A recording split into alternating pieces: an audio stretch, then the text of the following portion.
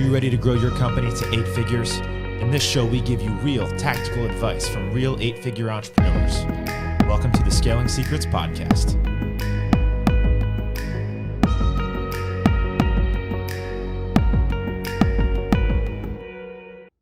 And we're back for another episode of Scaling Secret Podcast, sponsored by Otter PR. Back with my lovely guest, Scott Bartnick, CEO, right? Yeah. Okay, cool. And today we're going to be talking about something very cool that most people wouldn't even think or fathom. It's PR management software on how to scale your business. Yeah. So how would you identify PR management software? So like, what is that for newbies? Yeah. So product management software, really what we're doing is, when we started off as a company, we were doing everything on Excel spreadsheets and didn't have any structure to what we were going to do. So basically, especially when it came to onboarding, what we would do is we have a new client sign up and we would send an email saying, hey, this is your new client. And we put it in a spreadsheet saying client, how much they pay, and when they signed up. And that was it. That was all of our tracking. That was all of the goals. And then we didn't track anything in there. There was no communications. Everything was by email. And it was very confusing on what we would do. So we were looking for solutions. So the first thing we did was, become more advanced at the spreadsheet. So then the spreadsheet had, new client, and then it had assigned to our COO, who would assign it to a publicist, and then it would say, okay, first call was complete, and then different steps in there, and they'd have to go manually switch it, but there was still no data. There was no questions, there was no communication there, so as a leader in the company, I couldn't see anything, and so we had to figure out a way to solve that, and project management software is the clear answer, but no one on our team had ever used it. So we played around with different softwares. We ended up using Asana.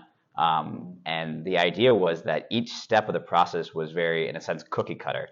So they come on board, they'd sit in a spot where they have to do their onboarding. If their onboarding took too long, you could see all the communications because you do your email in that project management software. So it's just kind of like Skype or anything like that. It's a live chat. And so all of that's kept in a record. And then if it gets stuck there, you'll see why it's stuck. And then basically what we have is different stages in the process. So they do their onboarding, and then they get assigned to our COO, who will then assign the clients to their publicist and their PR team. From there, they're required to go through different steps, which is going to be their first call, their 30, 60, 90-day strategy plan. And they keep pushing them through until they get to the point where the client is an active client. At that point, their job is really to make sure that we're getting success. And we still track that all in the project management software, but we've really made it a lot easier to see what's going on. And of course, we're linking to other projects in there and tracking it so that's the kind of true record of what's going on. And it really helped us become more efficient and really be able to scale, where before we could only bring on 1 or 2 clients, and now we can bring on 20 to 30 clients in a month just because we're way more organized. Right. So how detrimental is not having these specific types of softwares to a business, right? Like if somebody's starting a business, they're focused on just getting clients, getting in deals, putting in deals, right? What would you say if somebody has that, I just want to get some deals and make some money mindset?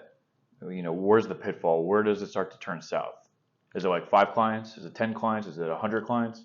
When is it like, no, we need something?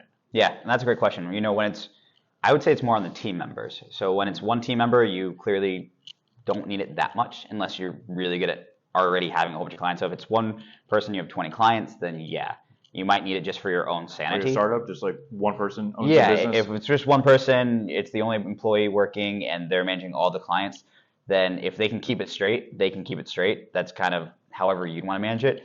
But for us as a team, once we have more than 4 or 5 people, I need to know what they're doing, especially as we get more kind of removed from that. So if, I'm 3 managers removed from what's going on, I can still go in and see all of the details. I can see all the pitfalls, all the strengths, all the successes, miscommunications, missed goals, exceeding goals, whatever that is. And I can go in there and see that 10,000 foot in 30 seconds.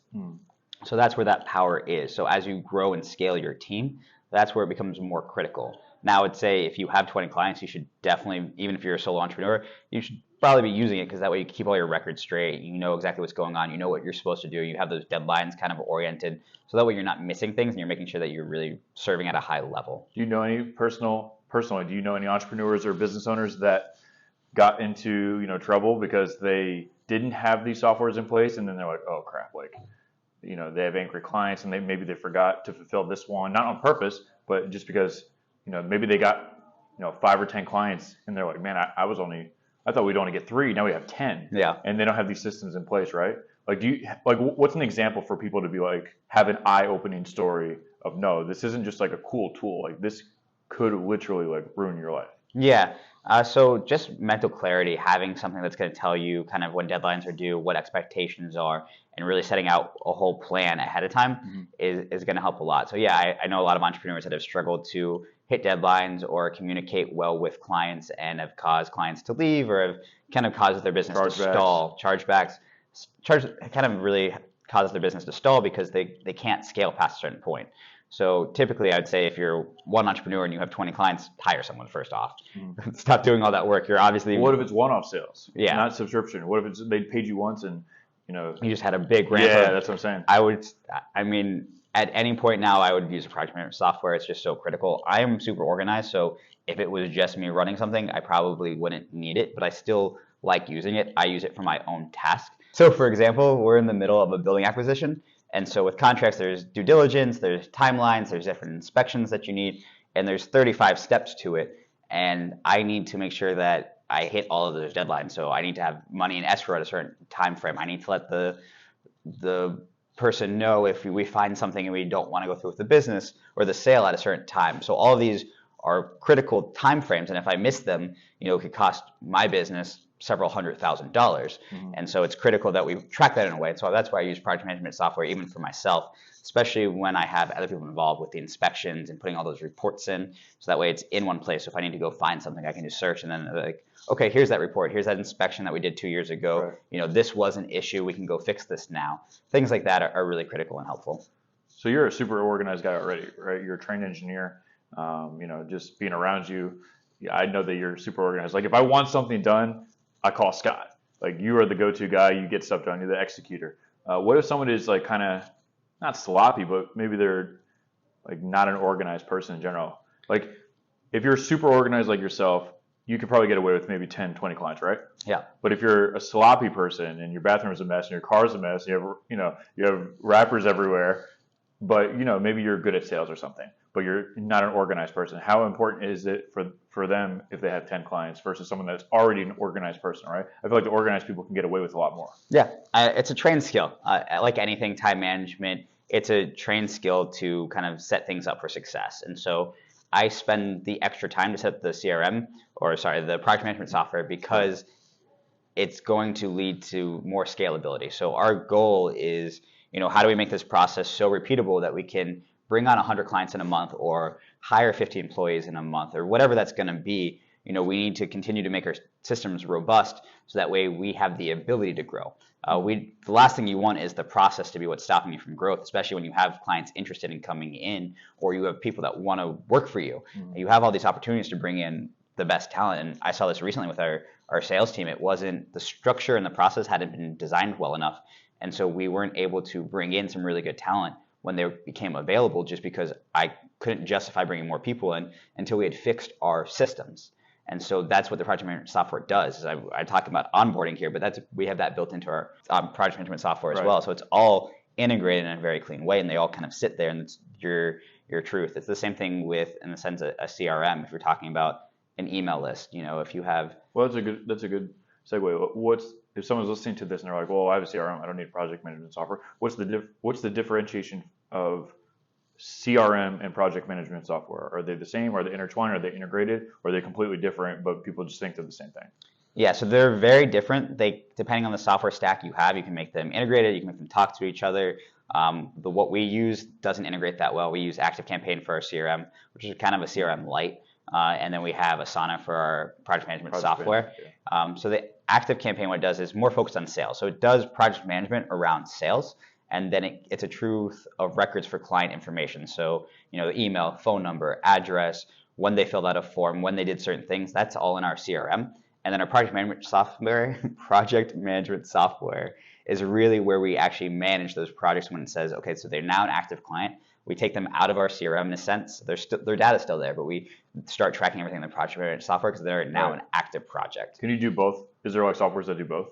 I'm sure there is. I'm not aware of one that works really well. So what we always look for is best in class in a specific thing. So I would love if our two softwares merged and really talked well, but the full set of features that Asana hard. has and the full set of features that ActiveCampaign has are really powerful. Yeah. And it's like Tom Brady and LeBron James, they're both really good, but they play different sports. Right. Yeah. Exactly. So you know, if you're you don't playing want Tom Brady, you don't want Tom Brady shooting threes. Exactly. So, and that's kind of how we do it. So our software stack is large. We use a lot of different softwares, but that's because we're looking for what does the best at a specific task, and not necessarily in second place is the integration. So it would be great if everything talked and worked well together, and you could click in one spot and see everything. Mm-hmm. And that's what a true CRM would do. And that's why I said ActiveCampaign is kind of a CRM light. Right. But I'm sure there are project management softwares that integrate better with ActiveCampaign than what ours does. Gotcha. With top 3 project management softwares, I know you use Asana personally, but top 3 for people that want options. Yeah. So honestly, Monday.com is one I've heard of. I've never used it. I see those ads all the time. Yeah, they crush on the ads. I don't know. They're making some money because they're spending a lot of money on YouTube ads. I don't know a lot of people that use it. And then I think it's AirDrop is one that I've heard recently. Okay. And again, I don't remember the name of it, so I'm not familiar just because it's not something I've tested in a long time. Yeah. Once you're bought, I would say spend the time to test them, because once you're bought into a software, it's really hard to switch. We have maybe 20,000 active projects in our system, so there would be no quick switch. If we were going to change softwares, what we'd have to do is slowly transition. So we wouldn't replace anything. Or maybe new clients go to the new one. Yeah, all the new clients go to the new one, and then you're stuck with 2 softwares for a very long time. It'd probably take 6 months to a year before we could truly transition out of one to the other. Wow. So it would be a hard process. That's interesting. So your advice would be before you go all in, right? Before you get married, go on a couple of dates first. Absolutely. I personally love testing softwares. There's nothing worse. I recently integrated us into a new text and call software, and you're aware that the calls don't work properly. Right. But That's sales message? Yeah, sales messages. Yeah. And they're in beta for their calling, so I'm sure they'll get it fixed, and I was just hoping they'd get it fixed quicker. But now we have to bring in a new software. So that transition for us is going to be 3 months because we ported our phone numbers over. All the sales teams trained on it. All the numbers are there. People have that number. So it's not something where I can now I need 2 softwares instead of 1, because I didn't properly validate and test long enough. And so we are in the process of switching over, but it's a very hard struggle to do, to change softwares when you have 10 employees, 15 employees, 100 employees. It's not something I can just do. Right. And then you have to train everyone, and you have to get them to buy into the new software, which is also difficult because honestly, we use 25 softwares. Our team hates us. Really? When it comes to onboarding, it's one of the biggest struggles is learning all the softwares and where to go for what tools. It's too overwhelming. It's overwhelming. It's chaotic. Because it's not one tool. Right. But that would be nice, right? Yeah. But then again, it would also be nice if Tom Brady could do slam dunks. Yeah, it's hard to find that all in one. For sure. I haven't personally found it. Price, how much? Good question. So both ActiveCampaign and Asana start at very reasonable pricing. I think ActiveCampaign starts at like $40 a month. And how many people? I don't know. Okay. I think it's like 5 to 10 users. That's when you know your big time is when you know your monthly cost. Well, no, I know our cost. Our cost is we pay significantly more, but that's because we have the unlimited plan. Enterprise. We have 50 users. We have X amount of subscribers. So Asana, I think we spend about $6,000 a year on it, and that's their kind of lower level plan, but they charge per user. So that's what we're paying for there. Is each user cost us a fee. Okay, so Asana and ActiveCampaign, top ones.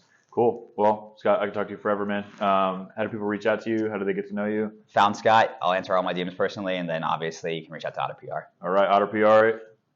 Thank you for sponsoring this podcast. This is the Scaling Secret Podcast, and we're out. See ya.